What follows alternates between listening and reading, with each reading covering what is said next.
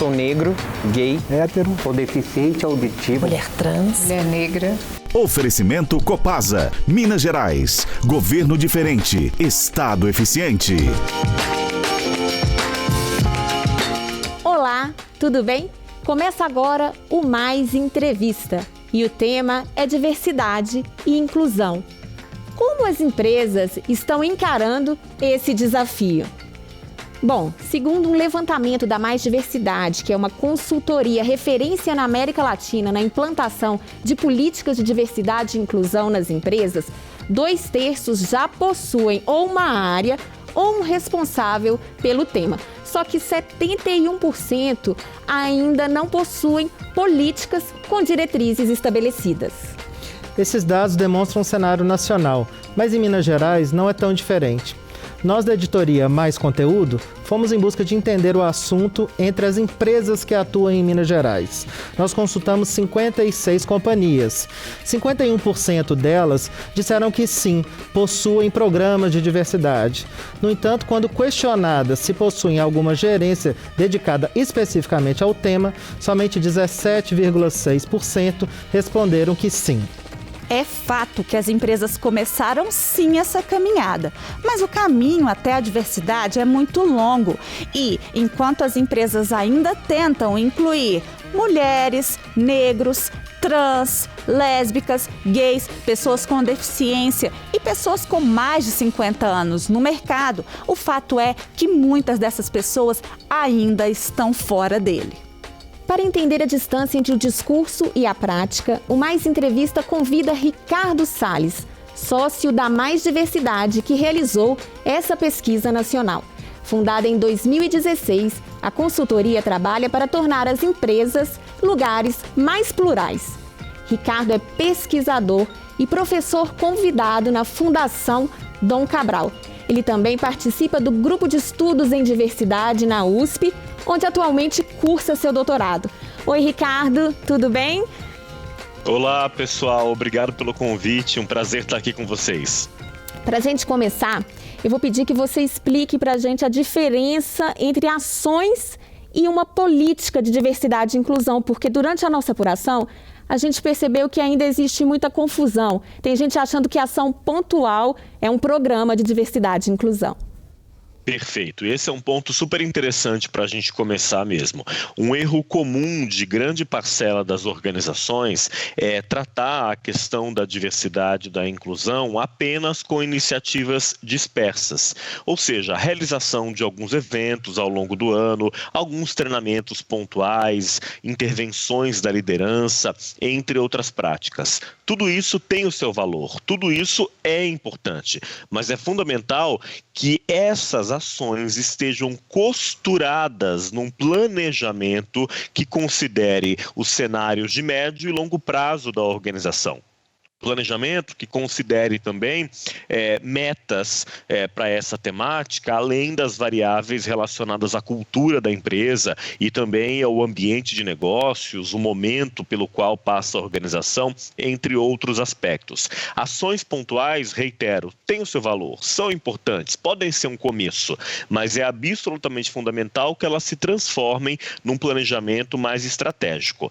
No decorrer desse planejamento, pode haver espaço, por exemplo, para a criação de uma política.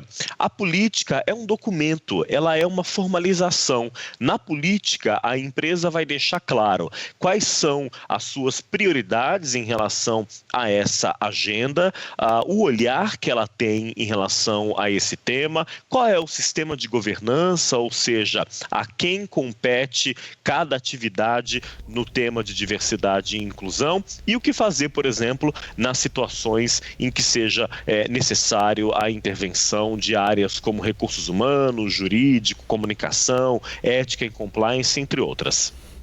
Ricardo, interessante. Ainda nesse sentido, eu vou emendar duas perguntas. A primeira, eu gostaria que você falasse sobre por que é importante as empresas investirem em ações de diversidade e inclusão. E a segunda pergunta é o seguinte: no nosso levantamento entre as empresas que atuam em Minas Gerais, nós encontramos ainda alguns gestores cometendo deslizes, como, por exemplo, chamando orientação sexual de opção, também tendo dificuldades no uso de pronome para se dirigir a pessoas trans. Então, como como que as empresas podem aprimorar essa capacitação de líderes com relação à diversidade? Perfeito. Bom, em relação ao primeiro ponto, é fundamental que as empresas entendam que diversidade é uma jornada, é um percurso que elas vão traçar. Cada empresa vai ter uma velocidade própria, mas ela tem que ter essa clareza de direção. Eu costumo dizer que o rumo é tão importante quanto o ritmo. Ou seja, existe uma expectativa grande de parte da sociedade em relação à velocidade das transformações, e isso é mais do que justificado e relevante, e ao mesmo tempo as empresas precisam entender com clareza o caminho que elas querem perseguir, quais são os objetivos estratégicos que elas têm com essa pauta, que é uma agenda que vai ao encontro das principais demandas da nossa sociedade hoje. Falar sobre diversidade e inclusão é discutir temas que estão na pauta da sociedade, assuntos como, por exemplo, o preconceito e a discriminação, assuntos como as desigualdades, entre vários outros aspectos. Então, uma empresa que olha para essa agenda, ela está, num primeiro lugar, assumindo um compromisso que é de caráter ético, é um compromisso moral com a sociedade com a qual ela se relaciona, a sociedade na qual ela atrai e recruta colaboradores e com a qual ela faz negócios, por exemplo. Mas o tema traz consequências muito positivas também de um ponto de vista de negócios. Hoje a gente tem uma quantidade bastante significativa de estudos e pesquisas que vão mostrar que uma empresa diversa e inclusiva vai ter indicadores mais positivos em relação à inovação, criatividade, engajamento, redução das taxas de rotatividade, de absenteísmo, entre outros aspectos. Sem falar que no momento atual nós estamos aí no mundo inteiro, também no Brasil, discutindo a pauta de ESG. Essa sigla, esse acrônimo que representa as preocupações ambientais, sociais e de governança e que virou um tema enorme em relação ao mercado de capitais, em relação a investimentos, né? As empresas que não olham para essas pautas hoje, elas têm dificuldade na hora de captar recursos. Por exemplo, para além desses aspectos mencionados aqui, a gente sabe que é fundamental uma formação contínua de todo mundo. Se é verdade que é uma jornada para a empresa, também o é que essa é uma jornada também no nível individual. As pessoas precisam ser educadas para o assunto. Os temas de diversidade e inclusão muitas vezes não passaram pela nossa educação familiar, pela escola, pela universidade. Então, as empresas estão diante da oportunidade de fazerem um trabalho pedagógico, né? É um trabalho pedagógico de formar os seus colaboradores e colaboradoras, as suas lideranças para esse tema, educando-os para a pauta. Isso passa, num primeiro momento, da maneira como eu vejo, por aprofundar a compreensão sobre esses temas numa perspectiva crítica e numa perspectiva que, de fato, chegue no centro, no âmago dos principais debates de diversidade e inclusão. Isso é importante, mas passa também pelos pontos que envolvem palavras e expressões que não são adequadas no dia a dia e que, eventualmente, podem ser, inclusive, ofensivas a outras pessoas. Ricardo, como você muito bem ponderou aí ao longo da sua fala, diversidade é uma jornada, né? E como toda jornada, tem seus percalços. Você que acompanha aí por meio da sua consultoria e todo o seu estudo é muito em cima dessa diversidade, em cima, né, nas empresas, queria que você citasse os principais desafios encontrados por essas empresas, até para que as instituições que ainda não se atentaram a isso já começarem a prestar atenção ao seguinte: olha, tal coisa vai ser difícil, mas é possível vencer. Pode citar alguns exemplos para a gente, por favor? Posso sim. Bom, a Mais Diversidade hoje é a maior consultoria de diversidade e inclusão da América Latina. Então a gente tem o privilégio aí de atender algumas dezenas de clientes em todo o Brasil e também em países da região. Isso traz para nós essa visão 360, né? A gente tem a oportunidade de estar com mercados os mais variados, culturas muito diferentes, segmentos de empresas e também estados do Brasil e países da América Latina. E o que a gente observa de forma geral é que um problema que eu diria que ele era mais comum, mas ele ainda aparece, é a própria negação do problema, né? De certa maneira, a sociedade brasileira, de forma especial, ela, nos últimos décadas ou até séculos, ela negou a existência dos problemas relacionados a machismo, ao racismo estrutural, à LGBTfobia e tantas outras opressões. E quando você nega a existência de um problema, é muito difícil endereçar soluções para ele. O primeiro passo, então, é identificar que esse problema existe. Nesse sentido, a gente tem feito avanços na sociedade brasileira. Nunca se falou tanto sobre racismo, por exemplo, no nosso país. A gente ainda não avançou em relação a números. O desafio de inclusão racial, ele é gigantesco, mas a gente avançou nos últimos anos em relação ao debate. Era um debate praticamente interditado, um debate que a nossa cultura não encontrava meios de endereçar, mas que agora acontece com uma intensidade maior. Então, mas eu diria que, para além desse desafio relacionado à própria existência do problema, as empresas pecam quando não olham para esse tema de uma forma estratégica. Diversidade é um tema de gestão. Como tal, é fundamental que haja um diagnóstico aprofundado, levantando dados e informações da nossa demografia interna e também dos desafios e possibilidades que eu tenho naquela empresa. É necessário que haja uma estratégia conversando com a cultura da empresa, que haja uma estratégia que converse com o ambiente de negócios e também com o momento do país. Como é que a gente traça uma estratégia de diversidade e inclusão nesse momento que ignore os efeitos da pandemia em relação a esses grupos que a gente chama de minorizados? É impossível, tem que se considerar contexto. Há que se desenhar objetivos de curto, médio e longo prazo, indicadores de desempenho, ter um sistema de governança em que as pessoas tenham clareza dos papéis esperados em relação à atuação de cada uma delas, né, e que objetivos existem em torno da agenda de diversidade e inclusão. Não ter um planejamento, eu diria que é um erro bastante comum. Existem outros que vão variar dependendo do ambiente da empresa ou da cultura. E aí eu dou um exemplo que talvez interesse sobretudo ao estado de Minas Gerais. É um estado em que a gente tem muitas indústrias, né? Muitas grandes empresas que têm uma força de trabalho na fábrica. Era comum até recentemente as empresas acharem que falar sobre esses assuntos na fábrica seria muito difícil, seria quase impossível. Não é o que eu vejo na minha prática profissional. Eu tive a oportunidade, nesses anos todos de carreira, de dar treinamentos em todos os lugares que vocês podem imaginar. Todos, treinamentos durante a madrugada em fábricas nos interiores do Brasil. Já viajei desde Manaus até o interior do Rio Grande do Sul, fui embarcado já em plataforma de petróleo em alto mar para dar treinamento, e o que eu vejo é que é possível dialogar com todas as pessoas, desde que a gente adeque o tom na hora de transmitir as nossas mensagens e desde que a empresa tenha clareza de como esse assunto se conecta aos seus valores.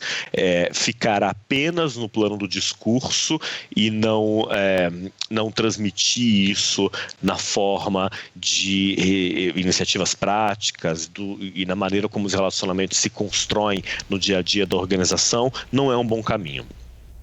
Ricardo, interessante. Ainda nesse sentido, no levantamento que a Mais Conteúdo fez aqui nas empresas em Minas Gerais, nós encontramos algumas empresas que já criaram grupos de afinidade ou aqueles comitês, né? Gostaria que você falasse qual que é a real eficácia dessa iniciativa e como desdobrá-la em ações mais transformadoras dentro da empresa. Os grupos de afinidade são parte muito importante do sistema de governança em diversidade e inclusão. Eles se somam ao comitê de diversidade, ao comitê executivo, ao conselho de administração da empresa, como peças fundamentais de uma engrenagem que só vai funcionar se estiver bem azeitada, só vai funcionar se todo mundo ali souber bem qual é o seu papel. Para que os grupos sejam mais efetivos, é importante que a empresa, número 1, faça investimento. Ela tem que fazer um investimento de tempo, então não adianta as pessoas estarem num grupo de afinidade, por exemplo, e nunca terem tempo para atuar. Porque, por exemplo, a liderança de cada um não autoriza, né, participação no tema, não vê valor, entende que não é algo para ser feito no horário de trabalho. Isso é uma loucura, mas a gente ouve de vez em quando, né? Ah, não, esse tema não vai ser feito no horário de trabalho. Como não? Esse é um assunto de trabalho, ele tem que ser feito durante o horário do expediente. O investimento de tempo é complementado pelo investimento financeiro também. Os grupos de afinidade precisam contar com algum recurso, por mais que num primeiro momento, no início de uma jornada, talvez esse recurso seja menor, mas um recurso para que nos eventos possa fazer alguma iniciativa, alguma ação, contratar algum palestrante externo, promover alguma iniciativa de comunicação, brindes, enfim, algo que engaje as pessoas em torno do assunto. Mas o que eu diria que é fundamental é que os grupos tenham direcionamento, assim como as empresas, muitas vezes, deixam as iniciativas de diversidade e inclusão de forma dispersa, também isso acontece com os grupos de afinidade. O grupo de afinidade não pode ficar solto, ele precisa ter um direcionamento, ele precisa trabalhar de acordo com os objetivos estratégicos que a empresa tem em relação àquela agenda. Então, por exemplo, se o meu diagnóstico revelou que os meus desafios aqui passam por aumentar o número de mulheres na liderança e também na produção, aumentar a representatividade de pessoas negras, promover pessoas com deficiência, melhorar o ambiente para pessoas LGBT, fazer um programa para a inclusão de 50+, e por aí vai, os grupos vão trabalhar em torno desses objetivos. Vocês veem como a gente responde as perguntas e, de certa maneira, a gente vai voltando ali aquela pergunta inicial que está relacionada à estratégia. Esse é o primeiro passo. A empresa tem que saber o que ela quer com essa agenda, onde ela quer chegar e que objetivos ela tem com esse assunto.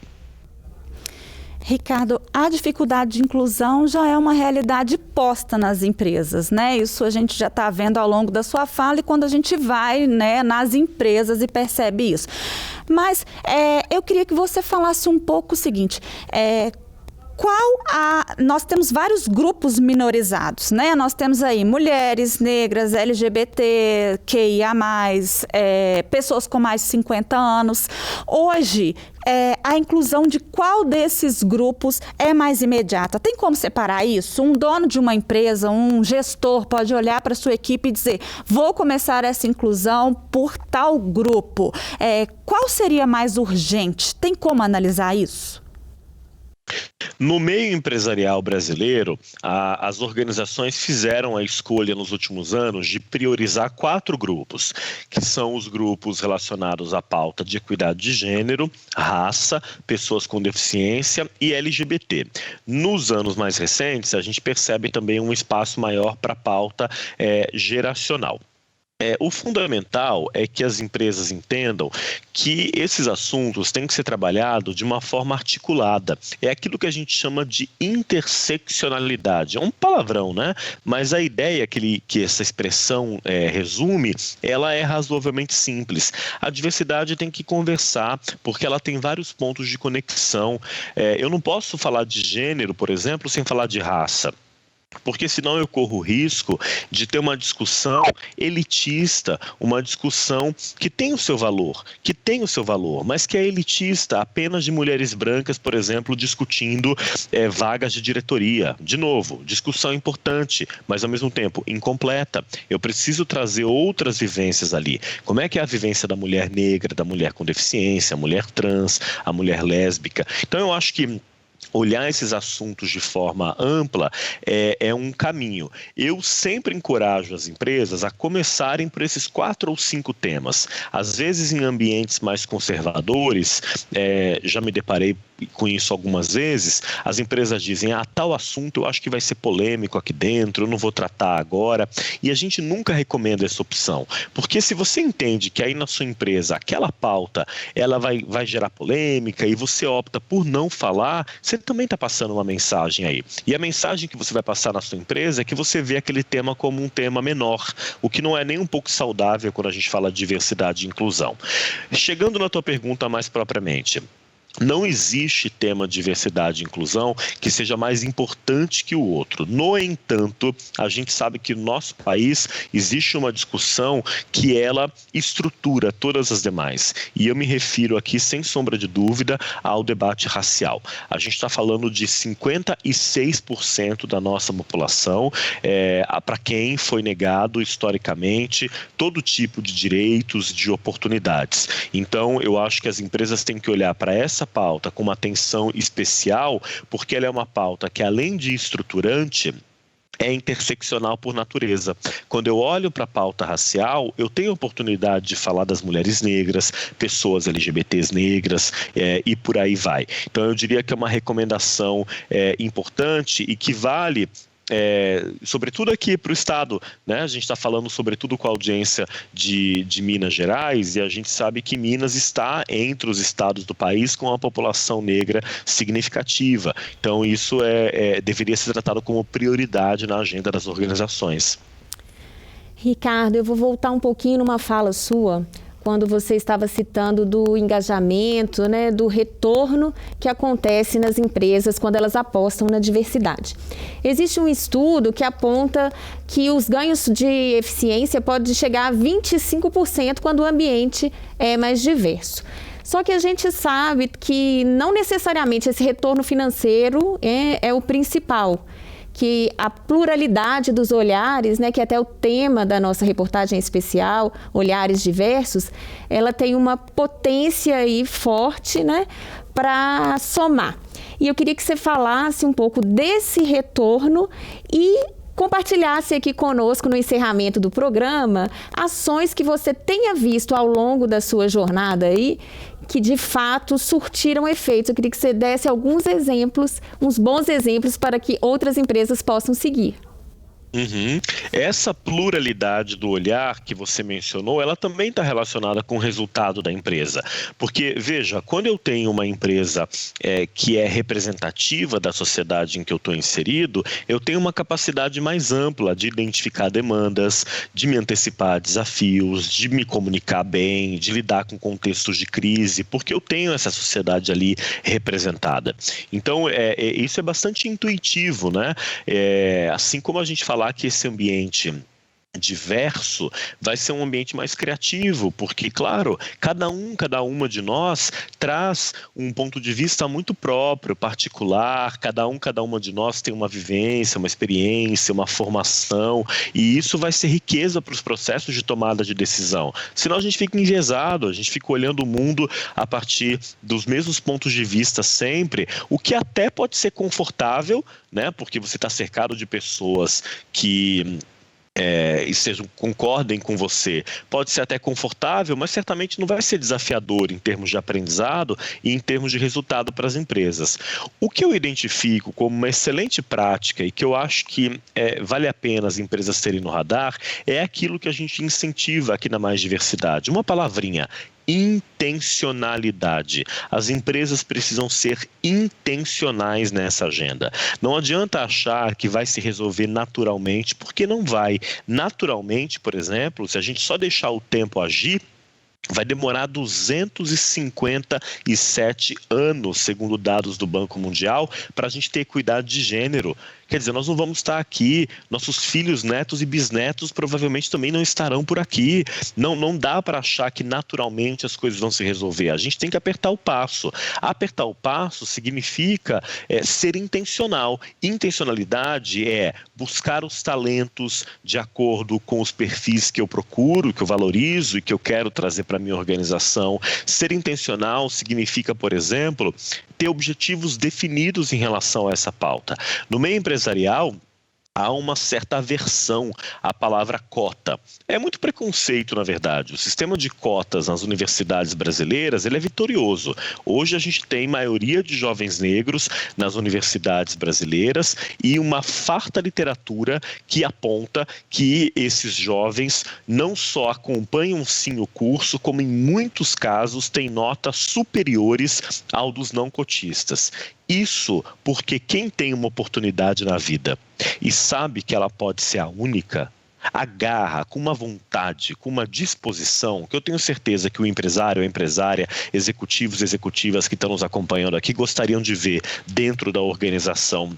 Essa gana, né, por uma oportunidade, essa disposição para o trabalho, essa identificação com a organização que me respeita e que me acolhe como eu sou.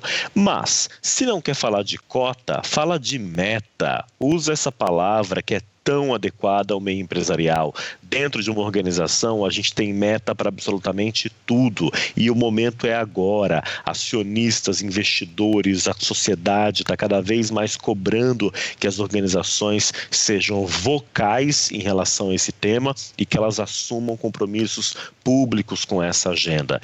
É esse o caminho que vai nos levar a avançar e fazer desse país, que já é um país tão diverso, seguramente um país também inclusivo. Ricardo, muitíssimo obrigada por sua participação, enriquecendo tanto aqui nosso debate com seu olhar diverso aí, né, de toda a diversidade que você vê realizando seu trabalho de implementação das políticas de diversidade e inclusão nas empresas. E eu vou abrir o espaço para você fazer suas considerações finais. Eu agradeço a oportunidade, contava para vocês aqui nos bastidores que eu venho de uma família mineira, de pai e mãe, há muito tempo, então eu tenho uma ligação muito próxima com o Estado e fico muito feliz com o espaço que o tempo tem dado para as pautas de diversidade e inclusão. Muito obrigado, desejo a todos uma boa jornada nesse tema que é transformador para as organizações, mas que também o é para cada um de nós. Muito obrigada, Rafa. Adorei estar aqui, foi um prazer. Obrigada, Tati. Eu que agradeço. É muito legal a gente estar trazendo esse tema, né, da diversidade em uma equipe tão diversa como a nossa. E mais do que levantar uma bandeira, as empresas têm pela frente o desafio de levar a diversidade e a inclusão do discurso para a prática. E que a gente possa, num futuro muito próximo, deixar de discutir isso como uma pauta e fazer uma discussão natural, como deve ser. Mais informações sobre a reportagem especial Olhares Diversos você encontra nas plataformas de O Tempo. Até a próxima!